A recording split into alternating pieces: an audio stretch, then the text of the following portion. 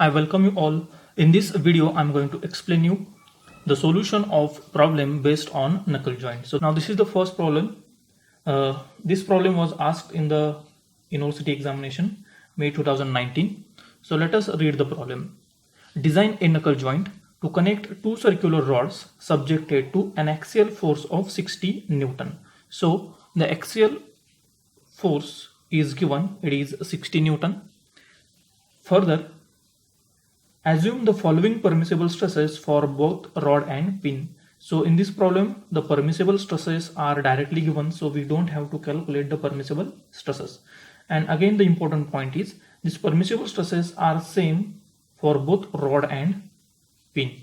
So the permissible stresses for rod and pin are same, so we don't have to use the separate permissible stresses for rod and separate for pin, as the permissible stresses for rod and pin are same, so same values we can use.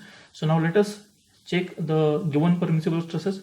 So first is the permissible tensile stress, so it is given 80 Newton per mm square. Second is permissible compressive stress, it is given 18 Newton per mm square. And third is permissible shear stress, its value is given 40 Newton per mm square. Okay, so remember that the value of this permissible tensile and permissible compressive, here it is equal, but in some problem the value of permissible tensile stress and permissible compressive stress would be different depending on the problem. Okay, so as these same values are given, you can use the same problem, we can use the same values. And also if the permissible compressive stress will not be given, then we can use the permissible compressive stress as same as that of permissible tensile stress. Okay, so first of all we'll write the given data. So first of all, in the given data, we have to write on the force acting on the rods of knuckle joint. So it is given as P is equal to 60 kilonewton. So convert this into Newton. So 60 into 10 raised to 3 Newton. So this is the force P in Newton we have to consider for further calculation. Now next is permissible stresses. So here, as permissible stresses or allowable stresses are directly given, so we don't have to calculate, we have to write the given permissible stresses. First is, here we can write for rod and pin, these permissible stresses are same. So whatever the permissible stresses that we are going to write now are same for rod and pin because they have given in the problem statement. So first is permissible tensile stress.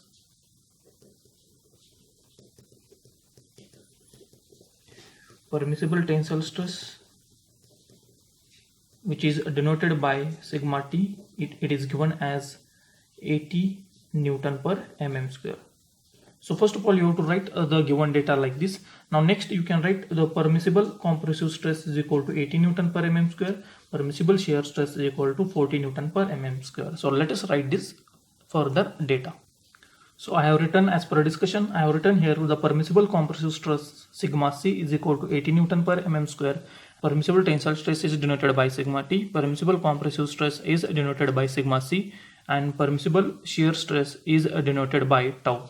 So all these values are given. Now the further values of permissible stresses that we required are permissible bending stress. Okay, so permissible bending stress is not given, so we have to assume that the permissible bending stress,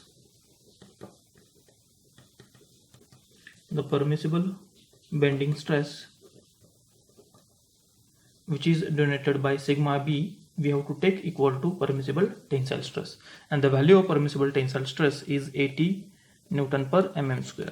Okay, so already I have explained you on this part of permissible stresses, and that permissible bending and permissible tensile stress are always equal, and that we have discussed in the lecture based on permissible stresses. Okay, so this is the given data and this is the assumption that we have to write here for the permissible bending stress. Now let us start the solution. Okay, for solving this numerical, we have to refer the design procedure. Okay, so as per design procedure we have to solve this problem, because in this problem it is asked to design a knuckle joint. Okay, so we have to follow all the steps. Okay, so in this problem we have to design complete knuckle joint.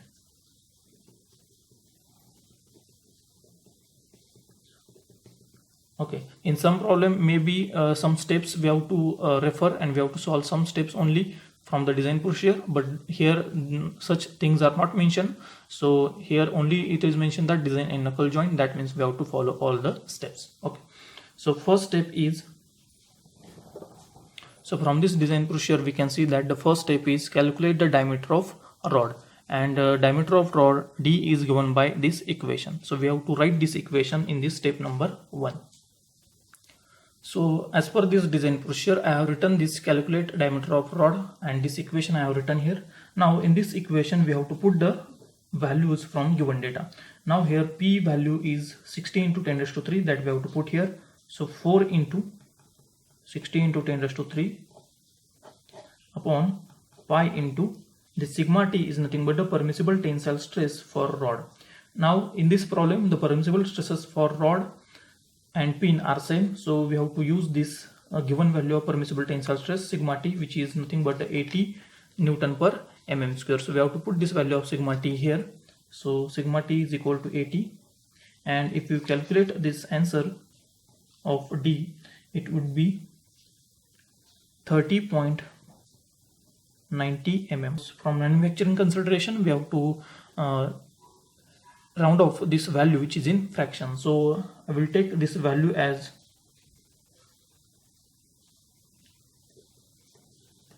34 mm. Okay, you can take value of here capital D as either 33 or 34 or 32. Okay, so all these answers are correct. Either you can add 2 or 3 mm into the final answer. So as this value of 30.90 is closer to the 31, so by adding 3 mm I got this answer. You can add 2 mm also in this answer. Okay, now let us check the second step of this design procedure. Now the second step of this design procedure is calculate the enlarged diameter of rod, which is given by D1 is equal to 1.1 times of capital D. Now let us write this step. So by referring the design procedure, I have written the second step as calculate the diameter of enlarged diameter of rod. D1 is equal to 1.1 times of diameter of rod, where this capital D is the diameter of rod that we have calculated in the step number 1. And from step number 1 we have got this answer of capital D as 34 mm. So the answer of this enlarged diameter of rod will be 37.4 mm. Okay, so as per our procedure we have to round off this value from manufacturing considerations. So we will get the round off answer as 38 mm. Now actually here we don't have to add more dimension, more material into this answer, because already we have added more material, more dimension into this capital D. Okay, so the capital D answer was 30.90 and we have added almost 3 mm into this answer of capital D. So here we don't have to add more dimension into this final answer. Now let us write the third step. Now the third step is calculate A and B.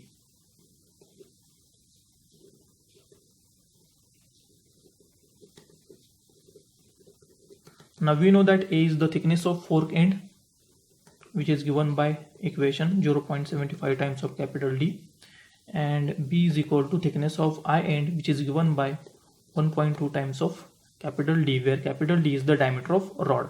Now let us put the value of this diameter of rod. Diameter of rod capital D is 34, which we got it from step number 1, and here let us put the value of capital D for calculating small b. So capital D is 34. So now let us calculate the value of A and B here. So now after calculating you will get the answer of A as, so the answer of this A is in fraction, it is 25.5 mm, but as per procedure we have to round off this value, so let us round off it up to 26 mm. Okay, again here we are calculating A based on capital D. So already capital D is rounded off by adding 3 mm, so here not necessary to add more dimension into this answer. Similarly, the answer of small b is 42.5 mm. After calculating we will get this answer. So round off this value of small b up to 44 mm. If you choose here answer 43 mm, that will be also correct. because final answer of 42.5 is correct. So by adding 1 or 2 mm we can get this answer. Now let us write the step number 4 from the design procedure. So this step number 4 is calculate the diameter of pin, that is small d. Now this is the step number 4, calculate the diameter of pin, which is referred from this design procedure. Now the diameter of pin can be calculated based on the shear stress and based on bending stress. So first of all we have to calculate the diameter of pin based on shear stress. So first point I have written here, based on shear stress we have to calculate diameter of pin, and by referring the design procedure we can write this formula of diameter of pin based on shear stress. So the formula is D is equal to square root twice P upon pi into tau, where this P is nothing but the external applied force, tau is nothing but the permissible shear stress. Now if you refer the given data, we can write these values of P and tau. So P is 60 into 10 raised to 3 and tau is 40 Newton per mm square. So pi into 40. So if you calculate this value, the answer will be 30.90 mm. And so now let us find out the second diameter of pin based on bending stress. So second point is diameter of pin based on bending. And by referring the design procedure, we can write this formula for calculating the diameter of pin based on bending stress, and formula is D is equal to cube root of 16p into bracket a by 3 plus b by 4 upon pi into sigma b. So let us write this equation in this numerical. So I have written the formula of D based on bending stress, which is referred from design procedure. Now here P is nothing but the external applied force. So from the given data we can write the P as 60 into 10 raised to 3. So let us put this value. So cube root 16 into 60 into 10 raised to 3 into bracket A is 26,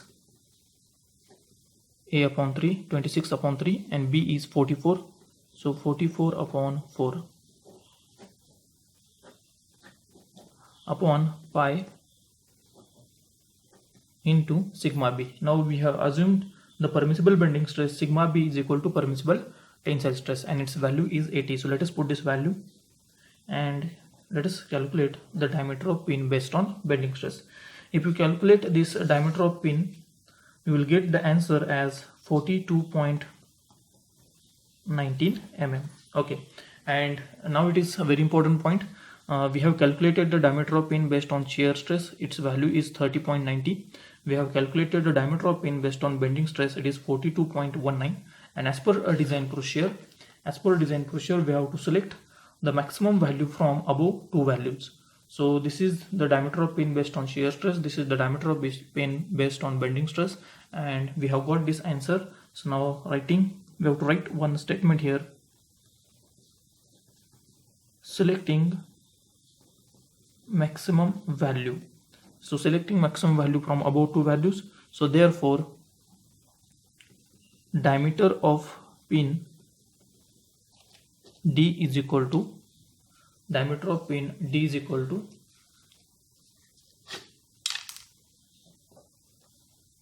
42.19 mm. Okay, so this is the answer for diameter of pin. Now as per procedure, we can round off this value of diameter of pin. So diameter of pin, we can round it off up to 44. So final answer of diameter of pin is 44 mm.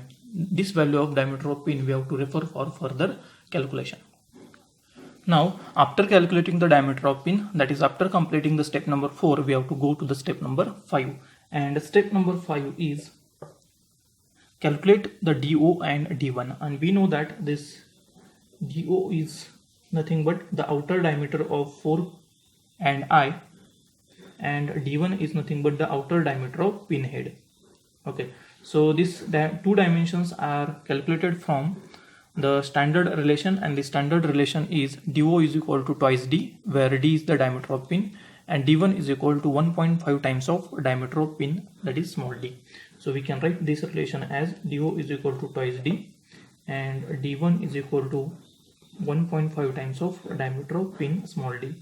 Now let us put the value of small d, that is diameter of pin, and in the step number 4 we have got this answer of diameter of pin as d is equal to 44 mm.